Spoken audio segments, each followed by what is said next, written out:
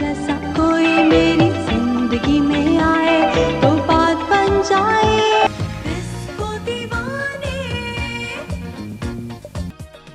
नमस्कार दोस्तों, आप सभी का एक बार फिर से स्वागत है हमारी आज की इस खास वीडियो में, जहां आज हम आप लोगों को एक ऐसी गायिका के बारे में बताने वाले हैं जिनके गाने आज भी बॉलीवुड में बजा करते हैं और इन गानों को आज भी लोग काफी पसंद करते हैं। तो आइए दोस्तों जानते हैं कि ये गायिका कौन थी और क्या रही इनकी पूरी कहानी। कौन थी नाजिया हसन, जिसके एल्बम ने मचाई थी धूम। कैसे जीनत अमान उनको हिंदी सिनेमा में गाने के लिए लेकर आई। क्या धोखे में रखकर की गई थी नाजिया की शादी। क्या धीरे धीरे जहर देकर मारा गया था नाजिया हसन को। नाजिया हसन के बारे में जानेंगे इस वीडियो में। वो ऐसी कलाकार थी जिन्होंने भारत और पाकिस्तान में म्यूजिक इंडस्ट्री का नक्शा बदल डाला था। उन्होंने महज 15 साल की उम्र में संगीत जगत में ऐसे रिकॉर्ड्स बनाए जो आज भी कायम हैं और ये फिल्मी जगत में एक मिसाल है। उनकी आवाज और खूबसूरती को देखकर दोनों देश ही नहीं दुनिया भर से फिल्मों में काम करने के प्रस्ताव आने लगे थे। लेकिन क्या आप जानते हैं कि संगीत के शिखर पर पहुंचने के बावजूद ये गायिका एक्टिंग और ग्लैमर से कोसों दूर रहती थी। ये गायिका एक सिंगिंग सेंसेशन जिसने स्कूल यूनिफॉर्म पहनकर गाना शुरू किया और तहलका मचा दिया था। इतनी उपलब्धियों के बावजूद निजी जिंदगी में नहीं मिल पाया इन्हें कोई भी सुख। नाजिया हसन 80 और 90 के दशक की मशहूर गायिका थी। उस दौर के संगीत प्रेमियों के लिए नाजिया की आवाज दीवानगी से भी कई बढ़कर थी। दुनिया नाजिया की आवाज की दीवानी थी, लेकिन उनकी निजी जिंदगी दर्दनाक थी। इस गायिका को 15 की उम्र में एक करिश्माई पॉपुलैरिटी मिली थी और 35 साल में हुई दर्दनाक मौत। नाजिया हुसैन का जन्म 3 अप्रैल 1965 को कराची पाकिस्तान में हुआ। ये पाकिस्तान के नामी बिजनेसमैन बासर हसन और सोशल वर्कर मुनीजा बशीर की बेटी थी। कराची में जन्म लेने के बाद इनकी परवरिश और पढ़ाई लंदन में हुई। नाजिया हसन की मां मुनीजा और हिंदी फिल्मों की जानी मानी अदाकारा जीनत अमान अच्छी दोस्त थी। एक दिन वो बासिर दंपति के लंदन स्थित घर पहुंची तो कमरे में उनकी नजर गिटार पर पड़ी। वो झट से पूछ बैठी, अरे कौन बजाता है? मुनीजा ने जवाब दिया, मेरे दोनों बच्चे म्यूजिक में दिलचस्पी रखते हैं। नाजिया उस समय घर पर ही थी। उन्होंने जीनत को एक गाना सुनाया जो सभी को काफी पसंद आया। एक दिन बाद जीनत ने मुनीजा को कॉल किया और कहा, इंडिया में एक्टर फिरोज खान एक फिल्म बना रहे हैं और उन्हें इसके लिए एक नई आवाज की जरूरत है। मुझे लगता है कि नाजिया की आवाज उन्हें पसंद आएगी। ये किस्सा नाजिया की मां ने बीबीसी को दिए एक इंटरव्यू में सुनाया था। मुनीजा ने पहली बार मैं तो इनकार कर दिया था क्योंकि मुस्लिम परिवार की लड़कियों को इतना खुला माहौल नहीं दिया जाता था। लेकिन इसके बावजूद जब जीनत अमान ने जिद की तो उन्होंने कहा कि वह पति से बात करके ही कोई जवाब देंगी। शुरू में तो बासिर नाराज हुए, लेकिन कुछ मिनटों के बहस के बाद उन्हें अपनी पत्नी मुनीजा के आगे झुकना पड़ा।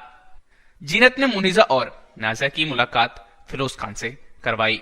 इस फिल्म के गाने और स्कूल के लिए वैसे तो कल्याण जी, आनंद जी म्यूजिक दे रहे थे, लेकिन कुछ गानों के लिए उन्होंने लंदन के एक भारतीय मूल के संगीतकार बिंदु से बात की थी। आधुनिक इलेक्ट्रॉनिक वाद्य यंत्रों से कमाल का संगीत बना रहे थे जो उन दिनों पश्चिमी देश में बेहद लोकप्रिय था।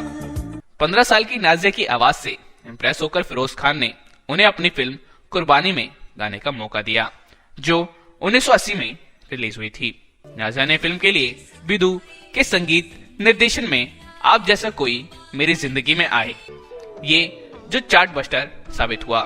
गाने की रिकॉर्डिंग यूके में ही हुई थी, जिसके लिए नाजिया अपने स्कूल से हाफ डे की छुट्टी लेकर स्कूल ड्रेस में ही रिकॉर्डिंग के लिए जाती थी। रिकॉर्डिंग के बाद नाजिया अपनी पढ़ाई में व्यस्त हो गई, लेकिन जब फिल्म रिलीज हो गई तो ये गाना चार्ट बस्टर साबित हुआ। एक दिन मुनीजा के पास मशहूर निर्माता निर्देशक राज कपूर का कॉल आया। उन्होंने कहा कि इस साल बेस्ट प्लेबैक सिंगर का फिल्म फेयर अवार्ड नाजिया को ही मिलेगा। फिर पूछा, क्या आप अवार्ड लेने भारत आएंगी? ऐसा पहली बार हुआ था कि 15 साल की उम्र में किसी कलाकार को फिल्म फेयर अवार्ड दिया गया हो। भारत में ही दिया जाने वाला ये पुरस्कार इससे पहले किसी पाकिस्तानी को नहीं दिया गया था। उनसे पहले और बाद में आज तक फिल्म फेयर अवार्ड के इतिहास में ऐसा दोबारा नहीं हुआ। संभवतः पहली बार इस अवार्ड को पाने वाले को फंक्शन से पहले ही बता दिया गया था।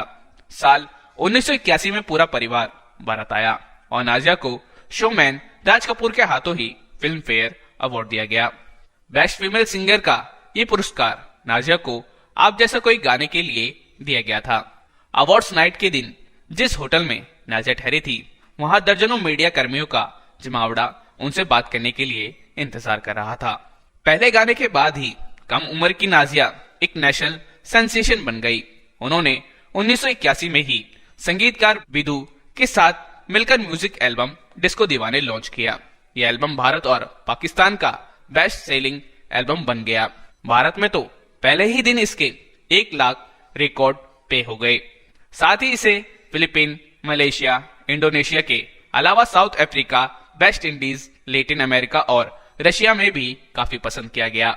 अपनी पहली एल्बम से नाजिया इंटरनेशनल सिंगर बन गई थी। इससे पहले विदेशों में भारतीय फिल्मों के गाने ही लोकप्रिय होते थे, लेकिन डिस्को दीवाने पहला ऐसा नॉन फिल्म एल्बम था जो बॉलीवुड संगीत पर भी भारी पड़ा। ब्राजील में ये पहला कोई दक्षिण एशियाई एल्बम था जो चार्ट बस्टर बना। बेहतरीन सिंगर होने के साथ साथ नाजिया बेहद सुंदर भी थी। उनके पॉपुलर होने के बाद हर नामी फिल्म मेकर उन्हें अपनी फिल्म में साइन करना चाहता था। कहते हैं फिल्म के प्रोड्यूसर उन्हें ऑफर में ब्लैंक चेक तक दिया करते थे, लेकिन हर बार की तरह नाजिया ऑफर ठुकरा दिया करती थी। दरअसल परिवार वाले मानते थे कि नाजिया के लिए पढ़ाई ज्यादा जरूरी है। एल्बम डिस्को दीवाने इतना पॉपुलर हुआ कि नाजिया जहां जाती थी वहां भीड़ लग जाया करती थी। एक बार जब वो कोलकाता एयरपोर्ट पहुंची तो उन्हें देखने भर के लिए 1 लाख लोग जमा हो गए। नाजिया की बढ़ती पॉपुलैरिटी देखते हुए बिंदु ने उन्हें अगले साल 1982 में अपने म्यूजिक एल्बम बूम बूम में एक्टिंग करने का भी ऑफर दिया, लेकिन उन्होंने सिर्फ गाना गाया। बाद में इस साल एल्बम के गानों पर बॉलीवुड की एक फिल्म भी बनी जिसका नाम था स्टार। 1984 में रिलीज हुआ नाजिया और जोहेब हसन का एल्बम यंग तरंग पाकिस्तान का पहला एल्बम था जिसमें म्यूजिक वीडियो था। ये उस जमाने का एशिया का सबसे पॉपुलर एल्बम था। 1986 में नाजिया ने बॉलीवुड फिल्मों में गाने गाए जिसके नाम थे दिलवाला, इल्जाम और मैं बलवान। उसी साल उन्होंने अफ्रीका में बनी भारतीय फिल्म अफ्रीका दली शीला के लिए भी प्लेबैक किया। 1987 में नाजिया और जोहेब ने एक एल्बम बनाया है जिसका टाइटल था हॉटलाइन। नाजिया गाने तक ही सीमित रही, लेकिन फिल्मों में काम करने के ऑफर उन्हें लगातार मिलते रहे। कहते हैं अपने जीवन के आखिरी दौर में जब राज कपूर अपनी फिल्म हिना के लिए हीरोइन की तलाश कर रहे थे, तब उन्होंने नाजिया हसन को भी अप्रोच किया था, लेकिन उन्हें भी निराशा ही हाथ लगी। 1992 में नाजिया ने अपने भाई जोहेब के साथ music album camera camera release किया, जिसके ठीक बाद उन्होंने अनाउंस कर दिया कि ये उनका आखिरी एल्बम है। नाजिया का परिवार वैसे तो पढ़ा लिखा था, लेकिन वो फिल्मों में काम करने को नीचा समझता था। पर्सनल लाइफ में फोकस करने के लिए नाजिया ने 1992 में हमेशा के लिए गाना छोड़ दिया। लंदन के रिचमंड अमेरिका यूनिवर्सिटी से बिजनेस एडमिनिस्ट्रेशन की पढ़ाई पूरी करने के बाद 1991 में नाजिया ने यूनाइटेड नेशन में वीमेन इंटरनेशनल लीडरशिप प्रोग्राम में इंटर्नशिप की और बाद में उन्होंने यूएन सिक्योरिटी काउंसिलिंग में नौकरी भी की। उन्होंने लॉ की डिग्री भी हासिल की। 30 मार्च 1995 को घर वालों ने नाजिया की शादी कराची के बिजनेसमैन मिर्जा इश्तियाक बैग से करा दी। इश्तियाक से नाजिया की अरेंज मैरिज थी। 1997 में नाजिया ने बेटे अरेंज को जन्म दिया। हालांकि सूत्रों का कहना है कि शादी के कुछ समय बाद ही दोनों के बीच अनबन होने लगी थी। नाजिया का पति इश्तियाक बैग एक दिलफेक किस्म का इंसान था। कहते हैं उसका एक पाकिस्तानी एक्ट्रेस से अफेयर भी था। जैसे ही ये बात उन्हें पता चली तो घर में झगड़े और बढ़ गए। एतराज करने पर पति उनके साथ मारपीट करने लगा। नाजिया को बाद में पता चला कि उससे भी पहले इश्तियाक की 2 शादियां हो चुकी थी, लेकिन ये बात उनके घर वालों ने छिपाई। नाजिया से पहले इश्तियाक ने फिलीपींस की डांसर हेजल से शादी की थी, जिससे एक बेटा इमरान बैग था। उसकी दूसरी शादी पाकिस्तानी एक्ट्रेस साजिया से हुई थी। दूसरी पत्नी ने इश्तियाक की मेंटल कंडीशन खराब होने पर तलाक ले लिया था। दोनों शादियां नाजिया के परिवार से छुपाई गई थी। 21 जून 2000 को नाजिया ने पाकिस्तान के नामी न्यूज़पेपर डेली जंग हो एक इंटरव्यू दिया, जिसमें उन्होंने पहली बार मारपीट और पति के जुल्मों पर खुलकर बात की। नाजिया ने बताया कि उनका पति मारपीट कर उन पर दबाव बनाता था। मीडिया में कहा जाए कि उनकी शादीशुदा जिंदगी खुशहाल चल रही थी, हालांकि ऐसा नहीं था। इस बीच नाजिया गंभीर रूप से बीमार पड़ गई और उन्हें फेफड़ों का कैंसर डिटेक्ट हुआ। नाजिया पर दुखों का पहाड़ टूट पड़ा जब उनके पति ने कैंसर के इलाज का खर्च उठाने से भी इनकार कर दिया। नाजिया कहती थी कि पति इश्तियाक बैग के साथ रहने की जगह वो मरना ज्यादा पसंद करेंगी।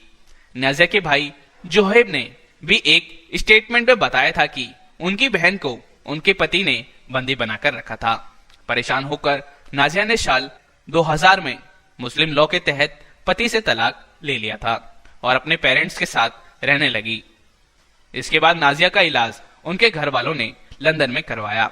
वहां नाजिया की 5 कीमोथेरेपी हुई। इलाज के दौरान नाजिया ने अपने वकील और कुछ गवाहों के सामने एक बयान दिया, जिसमें उन्होंने कहा कि पति उन्हें जहर दे रहा था और स्लो रोशन के असर से उनके शरीर के अंग खराब हो रहे हैं।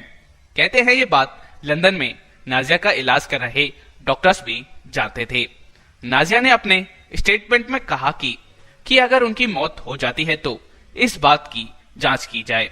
10 अगस्त 2000 को नाजिया की हालत बिगड़ने पर उन्हें लंदन के नॉर्थ लंदन हॉस्पाइस हॉस्पिटल में भर्ती कराया गया।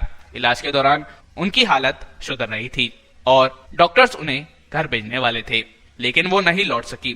13 अगस्त 2000 को सुबह करीब 9:15 पे हॉस्पिटल से नाजिया की मां मुनीजा को कॉल कर जानकारी दी गई कि उनकी बेटी जोर जोर से खांस रही है।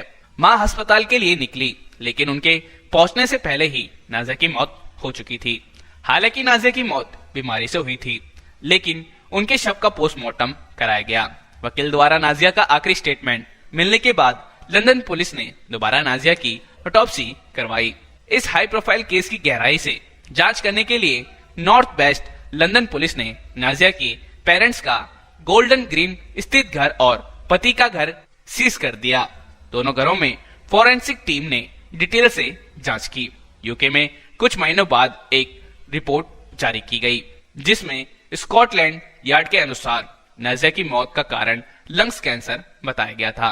उन्होंने पाया कि ये एक नेचुरल डेथ है। पाकिस्तान के नाम ही न्यूज चैनल जियो टीवी के अनुसार 13 अगस्त को हुई नाजिया की मौत के बाद 5 महीने तक जांच के लिए उनका शव लंदन के मुर्दाघर में रखा गया था। परिवार को उनका शव 5 महीने बाद 9 जनवरी 2001 को सौंपा गया था। नाजिया का अंतिम संस्कार लंदन के हिंडन कब्रिस्तान में ही हुआ।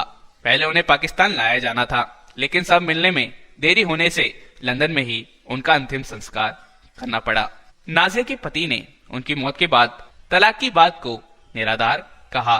उसने कहा कि मौत के समय भी नाजिया उनकी पत्नी थी, लेकिन घर वालों का कहना था कि नाजिया ने मौत से 3 महीने पहले ही उससे मुस्लिम लॉ के तहत उसे तलाक दे दिया था। इश्तियाक आज भी नाजिया को अपनी पत्नी मानते हैं, जबकि नाजिया के बेटों की कस्टडी उसे नहीं दी गई।